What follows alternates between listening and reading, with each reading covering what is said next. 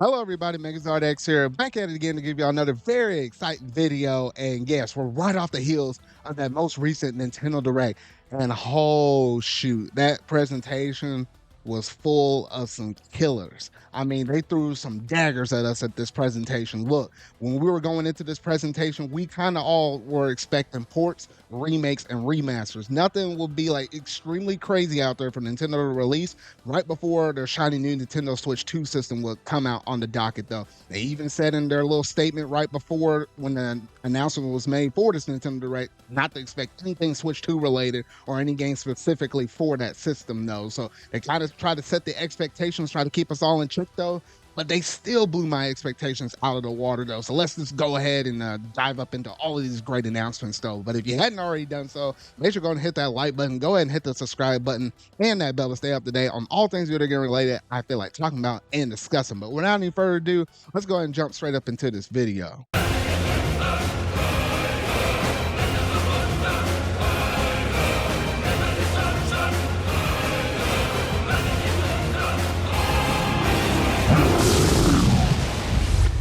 All right, so to kick things off with this presentation, it's always the first game and the last games that are usually some of the biggest moments of hype that are usually in Nintendo Directs, and they definitely delivered on that front because the first game they managed to reveal was Mario and Luigi Brothership. At first, when I was looking at this game and they were revealing it and stuff, I was like, wait a minute, I thought this was going to be a remake of Mario and Luigi Partners in Time, though.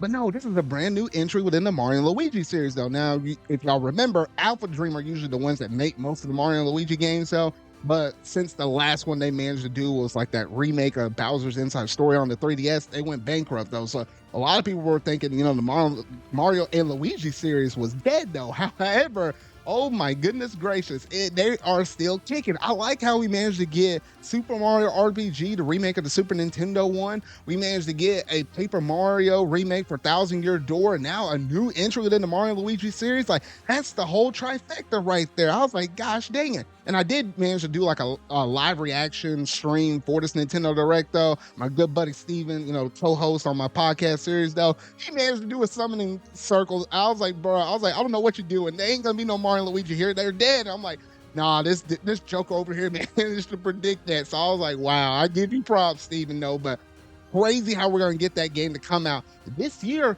on November 7th, a week before my birthday, though. So I was like, you know what? That's a great, strong way to start off this game or this whole entire presentation. So I was like, oh, yes.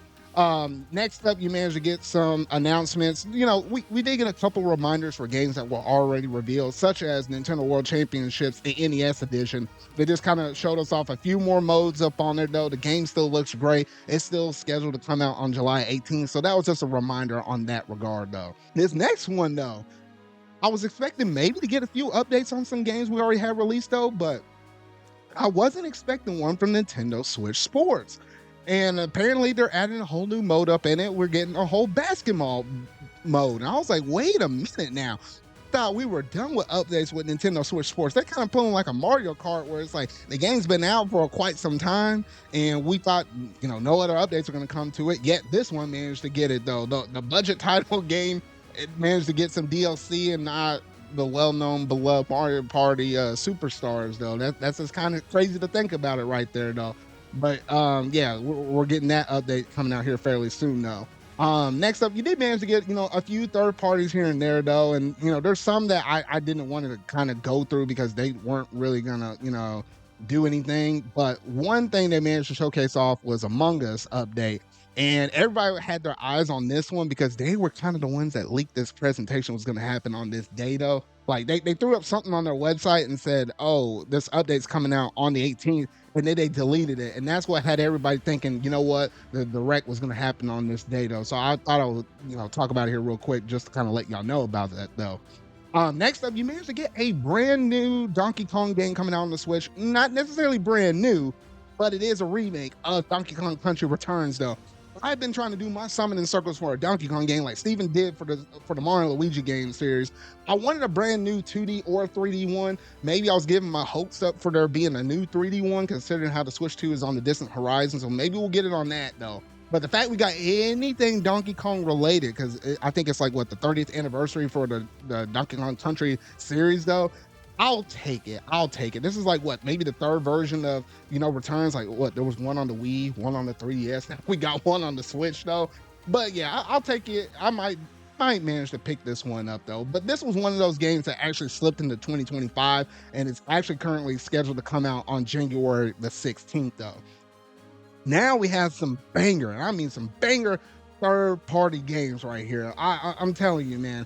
Oh goodness, we managed to get a new look at Dragon Quest III HD 2D though, and man, oh man, I am hyped through the moon on this. I've been waiting for the next entry for the HD 2D series for us to finally give us a release date on these things. So Square Enix's Dragon Quest account kind of teased this right before we had Summer Game Fest and the Xbox show. I thought we were going to see this in the Xbox show. I'm glad they showed it at the Nintendo Direct though, because man, I really was looking forward to this game though. We finally managed to get a release date for it though, and it is scheduled to come out on November 14th.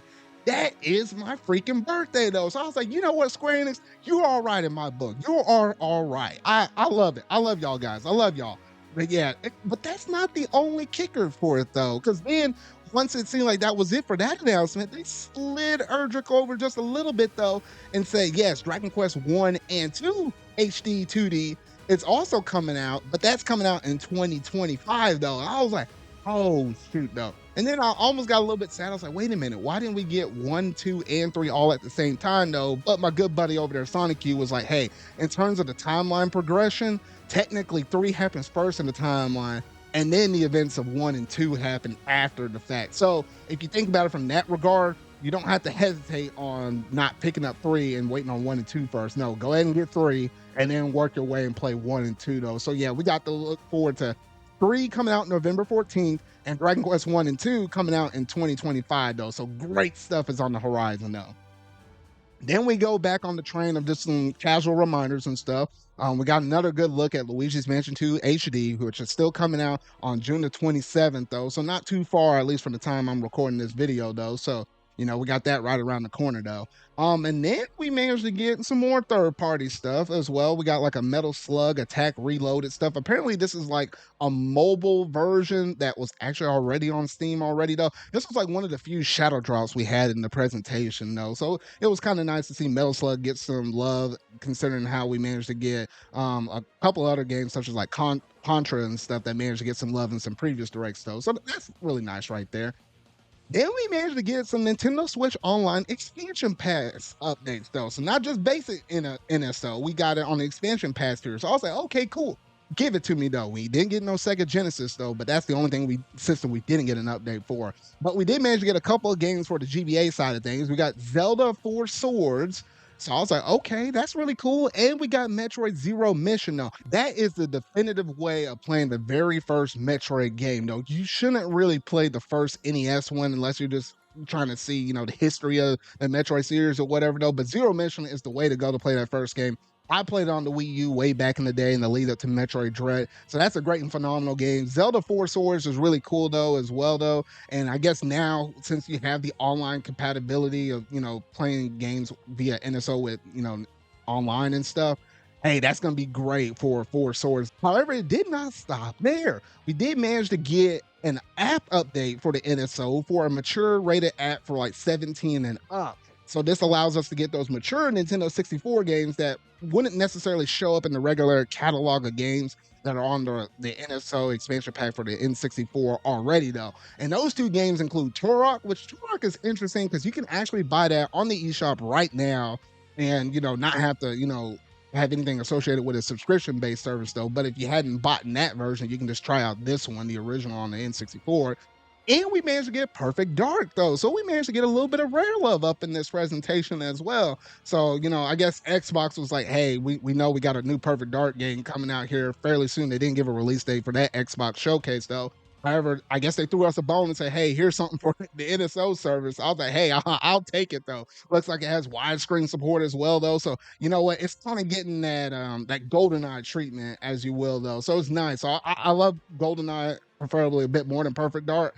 I'm still interested to, check out, the original 64 version and its enhanced graphics and stuff that they're doing on the NSO service though. So nice drops for the NSO expansion packs. Not necessarily bad, and considering all 4 of these things though. So really good right there, Nintendo. Really good. All right, so to swing things back over here to the third party side of things, we managed to get a Marvel versus Capcom fighting collection over here. And it actually includes 7 different games, including Marvel versus Capcom 2 over here. I was like, wait a gosh dang second over here. Like, that was one I wasn't necessarily having on my bingo card today, though. So, Capcom was like, you know what? We had some stuff and some previous presentations, though, but hey, we ain't gonna pull our punches for the Nintendo Direct. We can still show up and show out on that thing. So I was like, heck yes. I was like, I'm looking forward to that though. I might have to actually pick that collection up, especially considering how it's not going to be probably $60. It might just be like a budgety. I'm thinking maybe $30 or so. They might drop that collection out right there though. So yeah, so Capcom certainly wasn't pulling any punches, and we managed to get one more announcement from them later on in the show though.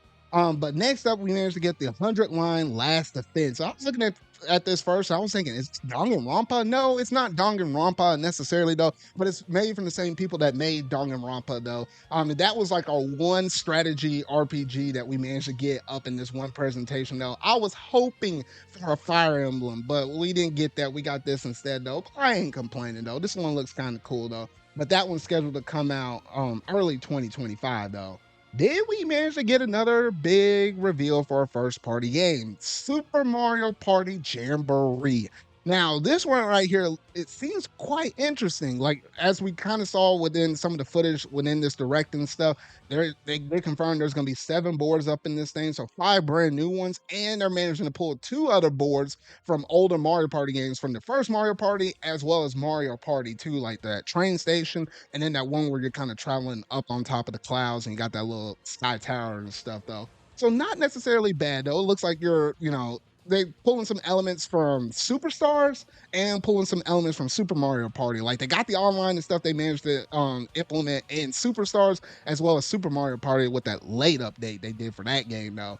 And then in terms of mini games, there's going to be like at least a little bit more than over 110 mini games and stuff. There seems to be like a wide variety of stuff, even you racing in cars. You're not all in the same car, but different cars and stuff. So the maps look interesting. I still have to see a little bit more information on it though, in terms of like how they're going to treat the online. Like there's a whole new online mode where it's like where you can play with people online with up to like 20 people, which that in itself kind of seems a little bit crazy, at least in my eyes. So I was like, what the heck though? So yeah, that's gonna be an interesting Mario Party game though, but that's coming out on October the 17th though.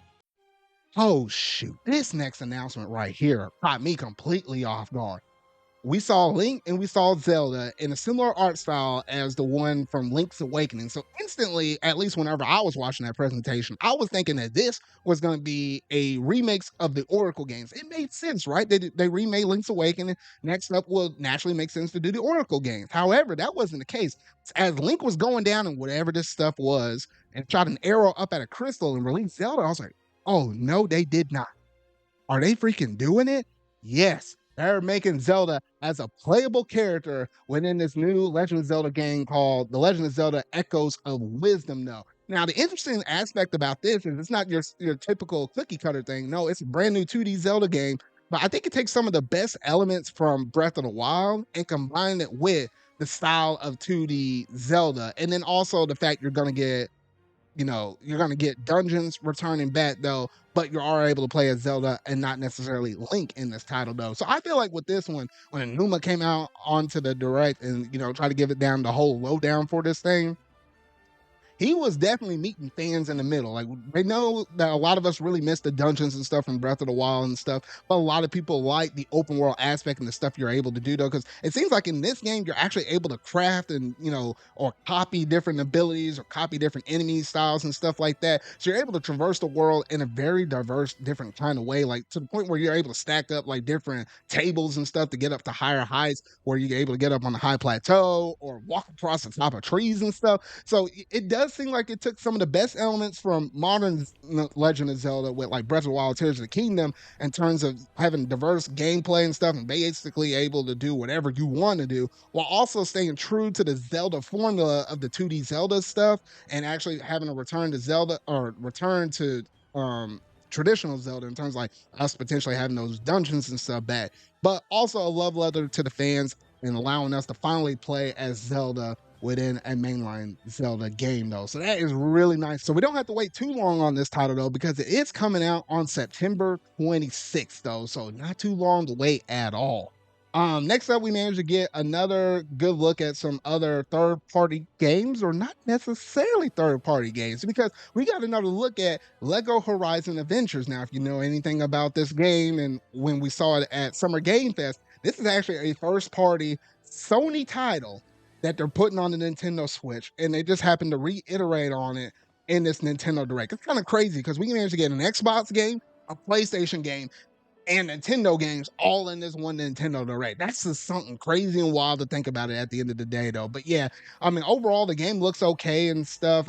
It's probably not going to be a game that I'm going to pick up, though, but it's going to be funny to see how this Lego Horizon game probably sell more on the Nintendo Switch than probably what it is going to sell on the PS5, considering how it's a crossover with Lego, and it's just going to be more of like a family friendly ish kind of game, though. So you're probably going to have a bigger audience with potential Nintendo Switch buyers than you probably are with PS5 buyers, though. We did manage to get some, indie games as well, though. Some that managed to make the port job over here, though. We managed to get Stray, and Stray is going to be coming out this holiday, though. It's like you walking around as a cat and stuff, and just trying to navigate through your environment and stuff. So I've seen this drop out on the PS5. So a lot of people might have associated it with that, though. But it's nice to be able to see that title come over to the Nintendo Switch as well, though. Now, I said earlier, Capcom wasn't, holding back any punches, though, but they came out swinging because they got one more game they're trying to reveal to us, though. It was none other than Ace Attorney Investigation Collection. So this is including the two games that were centered around Miles Edgeworth, in terms of his investigations and stuff. And from what I heard from the community, these are two well-beloved games right here, though. And I think with the inclusion of these two games coming out on Nintendo Switch, I think we have access to almost every single like Ace Attorney game that we could possibly think about. Like you're able to play Ace Attorney 1, 2, 3, and 4, 5, 6, and the Great Ace Attorneys 1 and 2, and now the Miles Edgeworth stuff, the 1 and 2 as well, though. So, man, you're able to play a lot of Ace Attorney greatness on this system, though. I still need to get through Ace Attorney 6, though, and I'm definitely looking forward to picking up this game as well, though. It is scheduled to come out on September 6th, though, so September and October and November is getting pretty busy in terms of the gaming industry right here, though. But yeah, I'm really looking forward to that. Hopefully they don't do anything weird in terms of like the physical edition for this game, like how they did with 4, 5, and 6, though. But we'll see. We just got to keep an eye out on their website and stuff. Finally, we get down to the end of the presentation where we have that one more thing. That one more thing is always that stinger on the direct and the stuff that managed to get your jaw to drop. And I think for a lot of people out there, a lot of people's jaws probably fell off their mouth and probably hit the floor. I'm just saying, though, because we managed to finally get a new first look on the long waited game. I am referring to Metroid Prime 4. And I was like, oh my goodness. I was thinking we were going to get Metroid Prime 2 and 3 in the lead up to Metroid Prime 4 before it finally get revealed, though. But man, they went and done did it. They showcased off this game.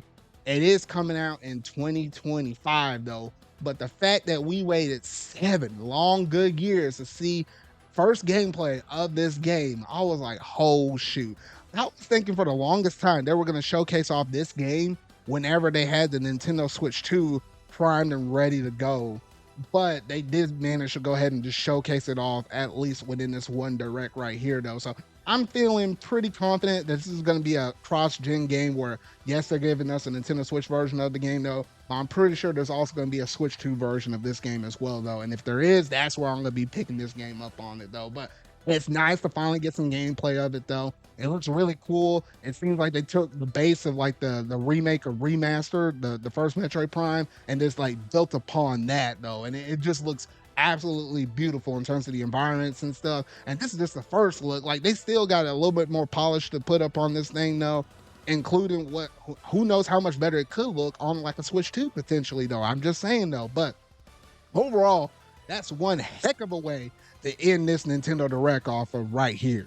So overall, this Nintendo Direct definitely knocked it out of the park for me personally, though. Because now, if you were to look at least first party wise for the rest of this year, we had something for almost every single month except for I think August and December, though. So looking at the schedule where we're at right now, June's gonna have Luigi's Mansion 2. Then July is gonna have the Nintendo World Championships NES edition. August is a little bit of a blank month though, but in September you're gonna have, the new Legend of Zelda game featuring Zelda right there. And then in October, you're gonna have the new Mario Party game. And then in November, you're gonna have the new Mario and Luigi game for the holiday game. December is gonna be a blank slate though, but then starting off early in 2025 as well, then you manage to have the new, or I wouldn't say new though, but the remake of the Donkey Kong HD Returns game right there though. And then way out in the distant horizon, we know Pokemon Legends AZ sometime in 2025, and now we know Metroid Prime 4 is sometime in 2025 though. So man, you wouldn't think that Nintendo Switch is on its last year right here when a killer lineup where we're having something released every single month, first party wise, albeit except for the month of August and the month of December though. And then including on top of all of that, you have all these crazy third-party stuff with the Dragon Quest 3 HD 2D stuff that's going to drop out in the month of November. Then we know Dragon Quest 1 and 2 is coming out in 2025. We got like the Ace Attorney Miles Edgeworth stuff coming out, the Marvel versus Capcom stuff, the great Nintendo Switch Online drops within the NSO expansion stuff for Zelda 4 Swords Adventures, Zero Mission for GBA titles, including like the new mature rated apps. So we got Turok and Perfect Dark you're all able to play right now though. That's just crazy to think about all of these great announcements we managed to get though. And yes, there was a lot of great, stingers up in this one though. But however, there was a little bit of fluff, but you can't have all killer and no filler in these presentations though. Like you had like random games like Fairy Tail 2, Mio Memories, Disney Illusion Island getting an update as well though, as well as like a Funko Fusion. That would look kind of crusty right there though. But overall, if I were to rank this Nintendo Direct, I'd give it a solid A. I think it did better than every other presentation we got before this, though.